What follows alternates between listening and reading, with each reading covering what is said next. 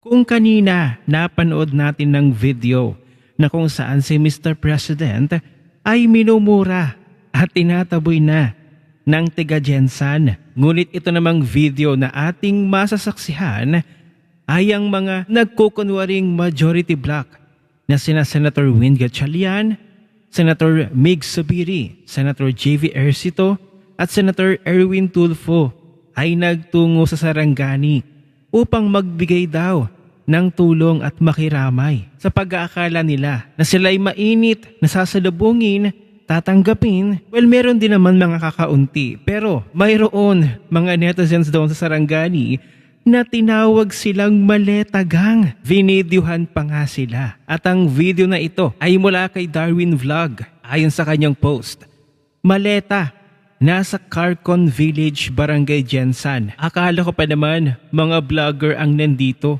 Yun pala, grupo ng maletagang na sina Peking Senate President ng Senado Gatchalian, Mr. Bendalo at Tip Master Tulfo. At ang last ay ang traidor ng Bukidnon. Diyos ko po, nakakahiya.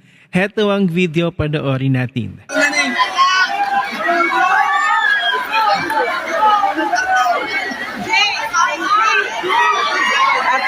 Mga malitagang. Mga malitagang oh. Maletagang.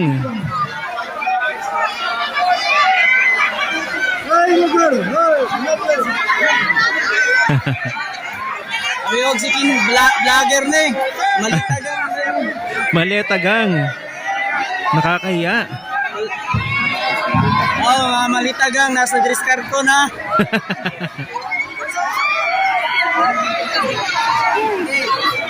Araw, Bendalo.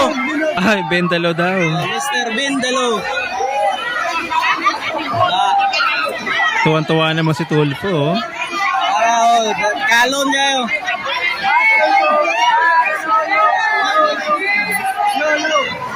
Malita. Maleta daw, maleta. Si Bendalo. Trader sa Bukidnon no. Trader ng Bukidnon.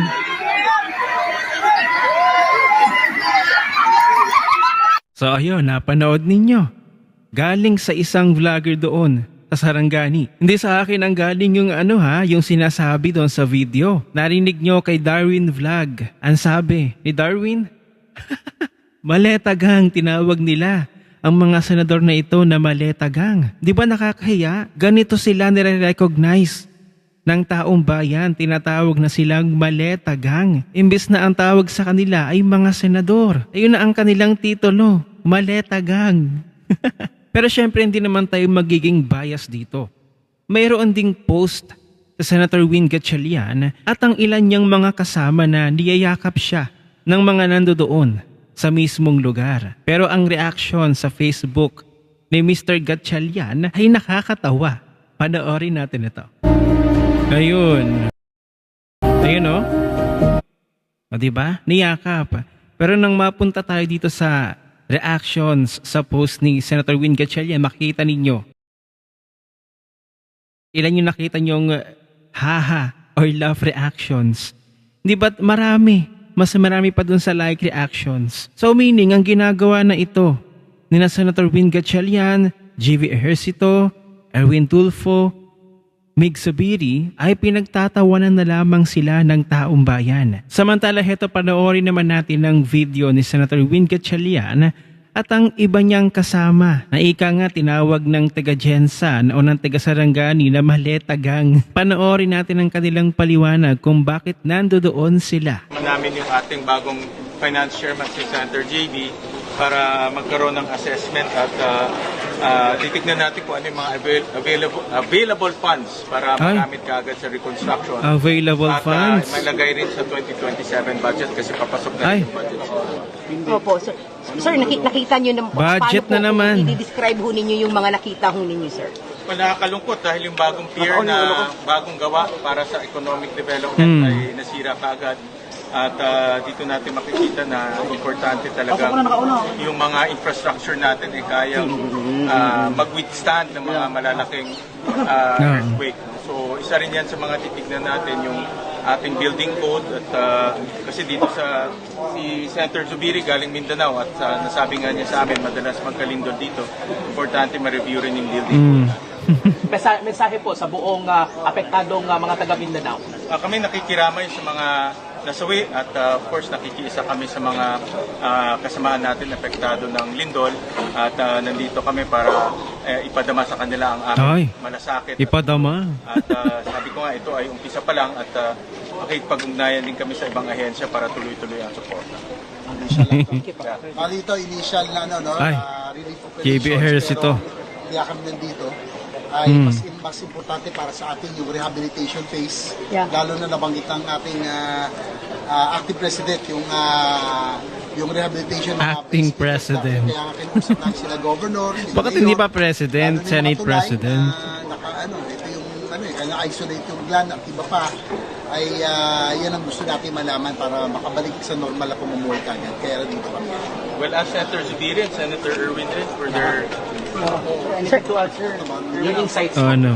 Una sa tanan, sa ako mga kaigsunan, ato mga silingan dito sa Mindanao, of course nakikiramay po kami na condolences sa inyong mga biktima.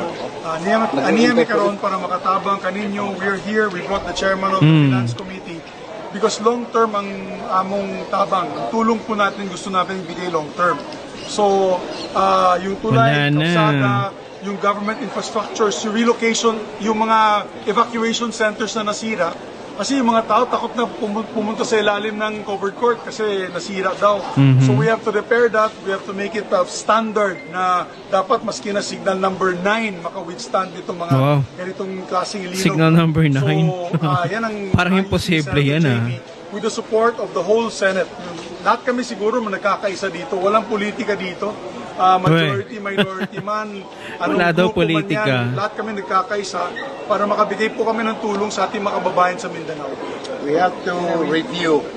Ang Senate po will have to review yung quality. Yeah. Wow, Usapan quality. po rito na hanggang anong intensity ba kakayanin ng infrastructure. Naku po. Sa flood control nga, pumalpak.